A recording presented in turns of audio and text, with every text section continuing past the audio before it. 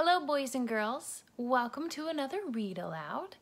I am reading The Name Jar by Yang Suk Choi.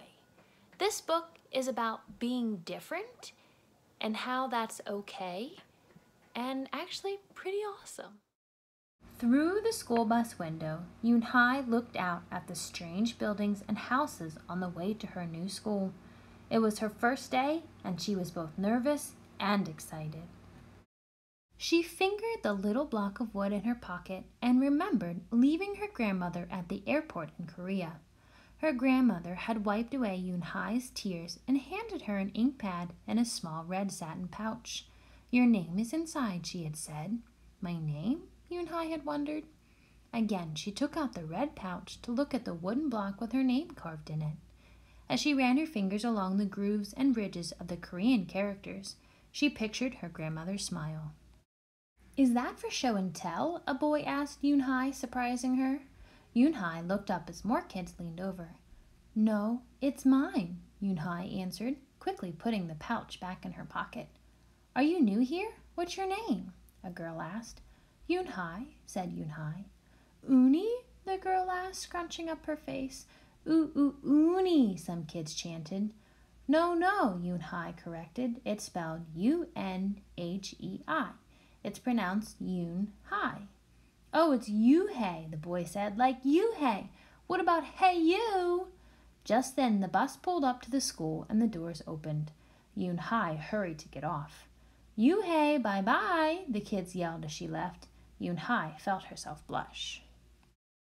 Unhei stood in the doorway of her new and noisy classroom. She was relieved that the kids on the bus had gone to other rooms, but her face still felt red. "Aren't you going in?" asked a curly-haired boy with lots of dots on his face. "You're the new girl, right?" he asked cheerfully. Unhei nodded, and before she could walk away, the boy took her hand and pulled her through the door. "Here's the new girl," he announced so loudly that the teacher, Mr. Kakatos, almost dropped his glasses. Mr. Kakatos thanked him and greeted Unhei. "Please welcome our newest student," he said to the class. "She and her family just arrived from Korea last week." Unhei smiled broadly and tried not to show her nervousness. "What's your name?" someone shouted. Unhei pictured the kids on the bus. I haven't picked one yet," she told the class, "but I'll let you know by next week." As Mr. Kakato showed her to her desk, she felt many round, curious eyes on her. "Why doesn't she have a name?" she heard someone whisper. "Maybe she robbed a bank in Korea and needs a new identity," a boy replied. On the bus home, nobody teased her, but Unhei kept thinking about her name. "How was school, Unhei?" her mother asked when she walked in. "Did you understand the teacher?" Unhei simply nodded. She unpacked her school bag and set the red pouch by a photograph of her grandma. "I'm glad you are learning English well," her mother said. "You must study hard, behave nicely, and get good grades to show that you're a good Korean." "I will," replied Unhei. But I think I would like my own American name," she said quickly. Her mother looked at her with surprise. "Why? Unhei is a beautiful name. Your grandma and I went to a name master for it." "But it's so hard to pronounce," Unhei complained. "I don't want to be different from all the American kids." "You are different, Unhei," her mother said. "That's a good thing." Unhei just wrinkled her nose. At the checkout counter, a friendly man smiled at Unhei. "Helping your mother with the shopping?" he asked. Unhei nodded. "I'm Mr. Kim," he said. "And what is your name?" "Unhei," she answered. "Ah, what a beautiful name," he said. "Doesn't it mean grace?" Unhei nodded again. "My mother and grandmother went to a name master for it," she told him. "A graceful name for a graceful girl," Mr. Kim said, as he put their groceries into bags. "Welcome to the neighborhood, Unhei." That evening, Unhei stood in front of the bathroom mirror. "Hi, my name is Amanda," she said cheerfully. Then she wrinkled her nose. "Hi, my name is Laura." Maybe not. Her smile turned down. Nothing sounded right. Nothing felt right. "I don't think American kids will like me," she worried as she began to brush her teeth. "Hi, my name is Suji," she said to the mirror with her mouth full of toothpaste. The next morning, when Unhei arrived at school, she found a glass jar on her desk with some pieces of paper in it. Unhei took one out and read it aloud. Daisy. That's my baby sister's nickname, but she said you can use it if you want, said Cindy, who sat next to her. Unhei took out the rest of the paper. Tamala, she read. I got it from a storybook, said Nate. She was smart and brave. Unhei nodded and unfolded another piece. Wednesday? Yeah, you came here on Wednesday, said Ralph. Thank you for your help. A smile spread over Unhei's face. Ralph quickly said, We'll put more names in. You can pick whatever you like, or pick them all, and you'll have the longest name in history. At 3 o'clock, the bell rang for the end of the school day. Unhei looked out the window and saw it was sprinkling. It's the same rain, she thought, but in a different place. She watched other kids leaving in groups. Hey! A familiar voice called out to her. Unhei turned around to see the curly-haired boy again. I'm Joey, he said. And you? Don't you have any name? Unhei thought for a moment.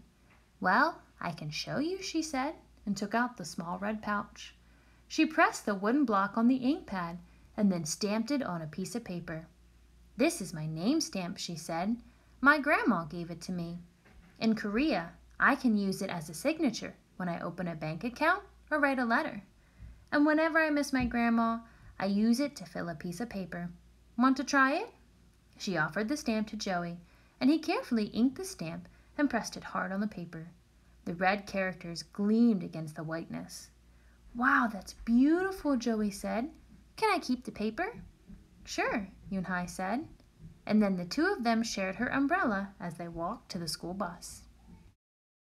Every day, the jar got fuller with more names, and Unhei read them all. She found a few names she liked. Miranda, Stella, Avery. They sounded interesting. I hope you choose the name I put in, Marco told her at lunchtime. I've put in 3 more, said Ralph. Madison, Park, and Lex. They're my favorite street names. Maybe you should close your eyes and draw a name, Rosie suggested. Ralph frowned. That's silly. What if she doesn't like the name she draws? Well, we didn't get to choose our names when we were born, did we? Rosie argued. Everyone thought about this. When Unhei got home from school that day, her little brother ran to give her a letter. It was from her grandma. She opened it quickly. It said, To my Unhei, I hope you are enjoying your new school and new friends. Be sure to help your mother and your little brother. Here the moon is up, but there the sun is up. No matter how far apart we are, and no matter how different America is from Korea, you'll always be my Unhei, your grandma, forever. Unhei took out her wooden stamp and filled the paper with it. She thought for a long time in front of the bathroom mirror. On Saturday, Unhei walked to Mr. Kim's store. Mr. Kim was helping a customer, but he looked up and greeted her. Hi, Unhei. Hello, Mr. Kim, Unhei replied. She felt as if she was back in her old neighborhood in Korea. Hey, said the customer, turning around. It was Joey. Your name is Unhei? He asked her with his eyes wide open. Unhei looked quickly at Mr. Kim, then turned to Joey. She nodded slowly. Yes, it's pronounced Unhei, and it means grace, Mr. Kim added. Unhei, Joey said slowly, and this time perfectly. It made Unhei smile. I'll have it ready for you tomorrow, said Mr. Kim to Joey. Thank you, Mr. Kim. See you Monday, Unhei, Joey said to her. He left before she could ask him why he was at the store.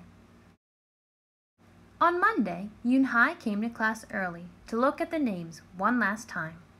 But the jar wasn't on her desk. Instead, there was just a single piece of paper.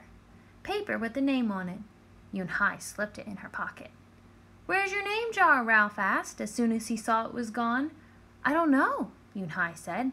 It wasn't on Mr. Kakatos's desk or on any other desk, and it wasn't on the counters or any of the shelves. As other kids arrived, they helped look. Soon Mr. Kakatos came in, and Ralph shouted at him, The name jar is gone! The jar with all the names in it! Gone? Mr. Kakatos replied. With a look of concern, he asked Unhei, Did you get a chance to read all the names? Unhei nodded. She took a breath. I'm ready to introduce myself, she said. Unhei wrote her name in both English and Korean on the chalkboard. I liked the beautiful names and funny names you thought of for me, she told the class.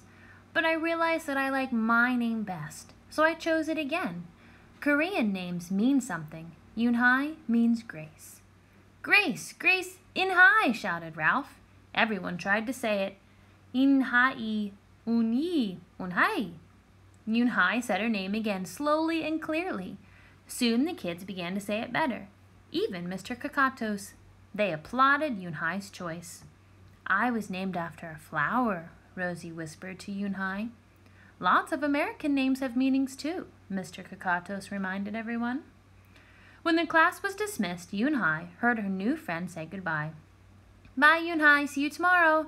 Goodbye, Unhei. Unhei said goodbye and then looked around for Joey, but he was already gone.